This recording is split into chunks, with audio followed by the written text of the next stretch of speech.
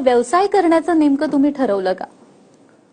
Madam कॉलेजला होतो, fees होती, मी ग्रॅज्युएशन करत होतो, कम्प्युटर सायन्स होतं, घरात 3 भाऊ, मोठा भाऊ पण शिक्षण करत होता, बारका भाऊ आणि वडील एकटे कमावणारे.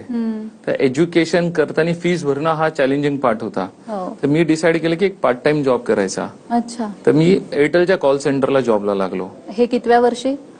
मी ज्यावेळी फर्स्ट इयरला होतो त्यावेळी ओके. एअरटेलच्या कॉल सेंटरला जॉबला लागलो. साधारण ते 2002 किंवा 3चं टाइम असेल आणि कॉल सेंटरमध्ये पार्ट टाइम जॉब करत होतो. पण कम्प्युटर सायन्स असल्यामुळे तो नाईटला जाऊन जॉब करणं, ह्या दोन्ही गोष्टी मॅचअप नाही व्हायच्या. भरपूर त्रास होत होता, हेल्थ इश्यूज यायचे.